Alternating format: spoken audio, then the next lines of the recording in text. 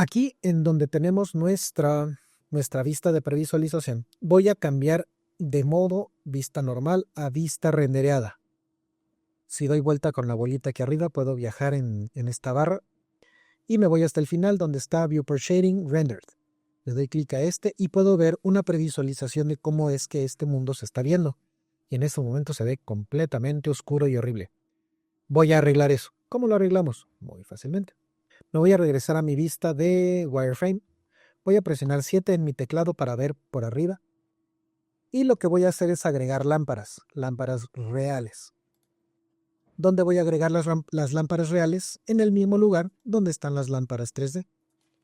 Voy a presionar igual una vez más 7 en mi teclado. Teniendo seleccionada esta lámpara, voy a presionar F3 y voy a seleccionar Cursor to Selected. El cursor 3D, que es esta bolita blanca con rojo, se va a colocar sobre la lámpara. ¿Sí? Y una vez colocada sobre la lámpara, voy a presionar Shift A en mi teclado, voy a agregar una lámpara, una luz, y voy a seleccionar la opción que se llama área, una luz de área. Y esa luz de área le voy a dar el mismo tamaño que tiene la lámpara, que es este rectángulo.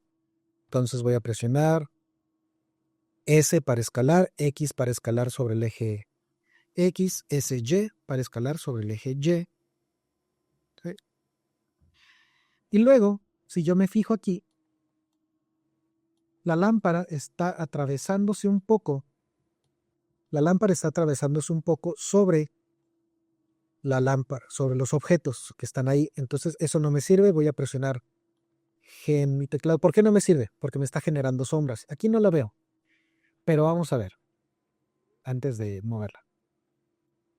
Si yo aquí a esta lámpara le doy valor en lugar de 10 watts, le doy valor de 1000 watts, vemos que ya nos ilumina un montón. ¿Sí? Pero podemos ver algunas sombras raras y además esto no está iluminado porque estas lámparas no tienen luz. 700 watts está bien. Ahora, aquí nosotros tenemos un objeto de lámpara justo aquí y es de la lámpara que está modelada 3D. Si la vemos por aquí, podemos ver aquí y se está atravesando en la lámpara que yo tengo. Voy a colocar la lámpara que acabo de crear, la Area Lamp, abajito, ¿sí? Presiono G en mi teclado, presiono Z hacia abajo, ¿sí? Y vemos cómo esa sombra que nosotros tenemos ahí empieza a desaparecer, porque la lámpara ahora sí, ya que queda completamente por debajo de la otra lámpara, que es la fuente de luz, y ahora necesito agregar esta misma lámpara a todas las demás lámparas que tenemos en la escena, para que haya más luz. Pero no voy a duplicar la lámpara nada más con Shift D, porque eso me la va a copiar y voy a tener que ajustar cada lámpara por sí sola. Lo que voy a hacer es presionar Alt D en mi teclado y eso me va a crear una copia, pero quiero que cada vez que yo modifique a esa o la original, digamos en la intensidad de luz, me va a cambiar el mismo valor en todas las lámparas. No nada más en la que tenía. Voy a ponerla sobre esta lámpara, voy a ajustar que esté en su lugar correctamente. Necesito bajarla también un poquito para que quede bien. ¿Sí? ¿Se fijan cómo esa sombra? Esa sombra es la que no quiero. Ahí está. Y voy a agregar Alt D. Voy a agregar otra lámpara aquí.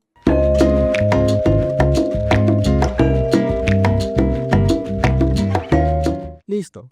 Ahí ya tengo mis luces. Ahora vemos que la luz está extremadamente intensa. ¿Cómo modifico la luz? Muy fácilmente. Como todas las lámparas están linkeadas con Alt D, yo puedo seleccionar cualquiera de estas lámparas y al cambiar su valor van a cambiar todas las demás. 750 es demasiado para esta escena, a lo mejor 100. 100 se ve bastante bien y tenemos iluminación desde todas las lámparas que tenemos. Así que se ve bastante bien. Una victoria más. Ahora, ¿qué sigue? Lo que sigue es, voy a utilizar mi cámara para crear profundidad de campo, depth of field, para que el fondo esté un poquito desenfocado según la muchacha. Como podemos ver, enfrente de la muchacha hay una especie de vaso y ese vaso está desenfocado porque hay depth of field. Entonces podemos asumir que lo que está detrás de la muchacha también va a tener depth of field. Entonces vamos a agregar depth of field o profundidad de campo. ¿Cómo lo voy a hacer? Aquí abajo tengo esta opción de profundidad de campo, depth of field. Seleccionando la cámara, tenemos esta opción. Doy clic aquí, doy clic en depth of field y vemos que algunas cosas se desenfocaron y otras no. Yo necesito puedo darle que enfoque un objeto o que enfoque la distancia. En este caso le voy a dar que enfoque la distancia. Si yo selecciono aquí este gotero, puedo darle clic a cualquiera de estos objetos y va a marcar la distancia de la cámara hacia ese objeto, por ejemplo, o a esa superficie. Por ejemplo, si le doy clic aquí a esta pared, me cambia aquí el valor y me está diciendo que de la cámara a esta pared hay 7.66 metros. Pero yo no quiero enfocar la pared, yo quiero enfocar la muchacha, o por lo menos la silla. Entonces le voy a dar clic una vez más a este gotero y voy a seleccionar ya sea el respaldo de la silla o a lo mejor la orilla de la mesa. Voy a seleccionar el respaldo de la silla. Le doy clic aquí para enfocar el respaldo de la silla. Y vemos que el asiento se enfoca y el fondo se enfoca un poquito. Aquí funciona muy parecido a como funciona una cámara real. Tenemos que modificar la apertura de nuestra cámara para desenfocar un poco más. Donde ajustamos la apertura aquí abajo en los f-stops.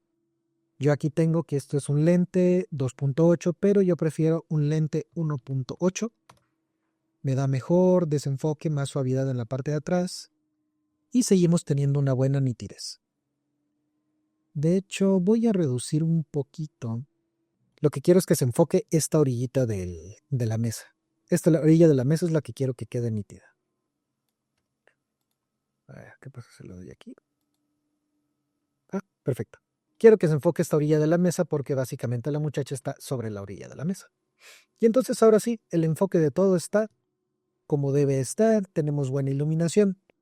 Pero se me hace que ese fondo está un poquito aburrido, necesitamos algo que le dé algo de emoción. Y para eso lo que voy a hacer es voy a agregar el ventilador, este ventilador que está aquí arriba. Me voy a regresar a mi vista de wireframe, a mi vista de alambre. Voy a tomar el ventilador y lo voy a acomodar, lo voy a poner dentro de la toma y lo voy a bajar.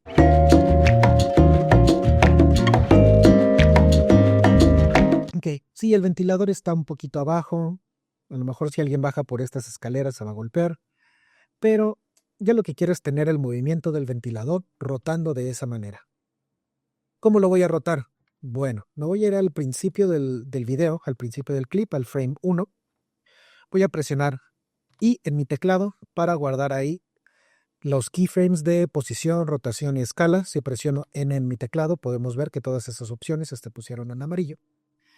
Y me voy a ir al último frame. Voy a dar clic aquí y me voy al último frame del timeline, que es el frame 100. Y la rotación que quiero manejar es la rotación Z. Si le presiono la rotación X, rota de esa manera. La rotación Y, rota de esa otra manera. Y la rotación Z es la que rota las aspas. Y voy a hacer que rote 3 veces. ¿Cómo hago que rote 3 veces? Bueno, como esto está en grados, si yo presiono 360 grados es una vuelta, ¿no? 360 grados es un giro. Yo quiero que gire 3 veces, así que voy a presionar 3 por 360 grados y eso me va a dar 1080 grados.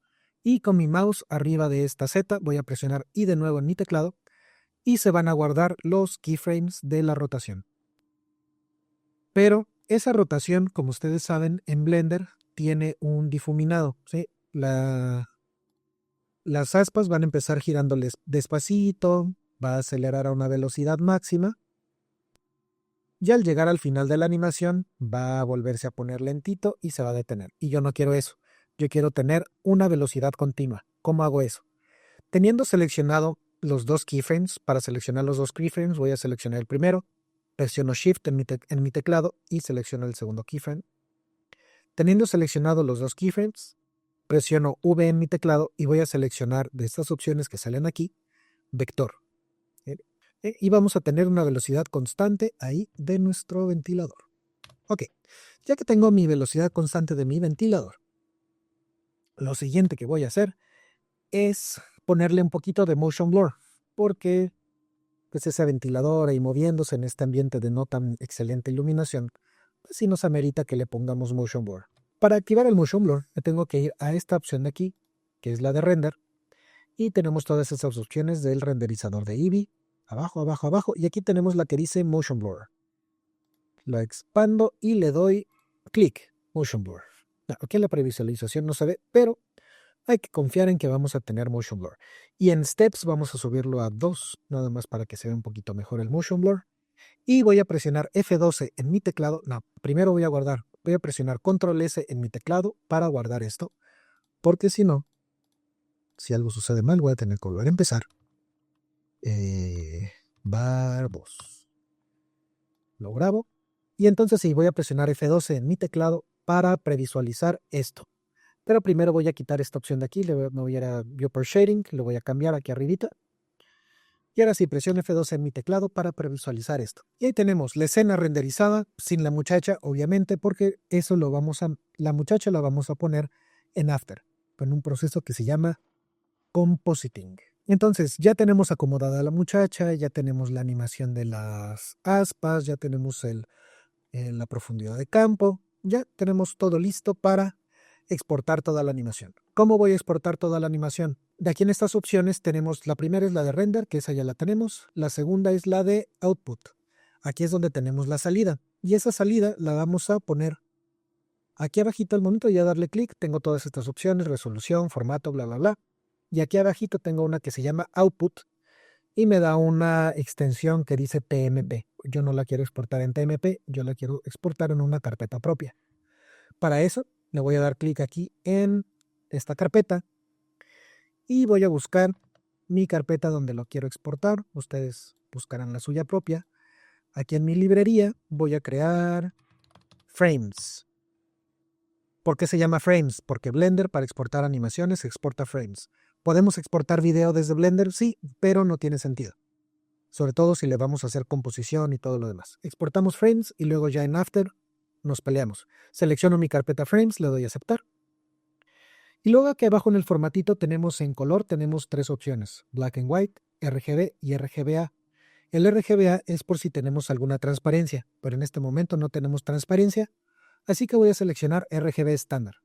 Y la profundidad de color la voy a poner en 16 bits, no en 8, sino en 16, porque en After le vamos a hacer postproducción a esta imagen y es mejor tener la mayor cantidad de colores posible. Ya tengo aquí mi RGB, 16 bits, bla, bla, bla, y ahora sí le voy a dar renderear la animación.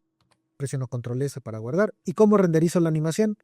Me voy aquí arriba al menú de render, doy clic y tenemos 2 opciones. Las primeras 2 opciones son Render Image, Render Animation. Obviamente la que voy a seleccionar es Render Animation. Voy a parar la grabación y ya que esté todo exportado, regreso con ustedes.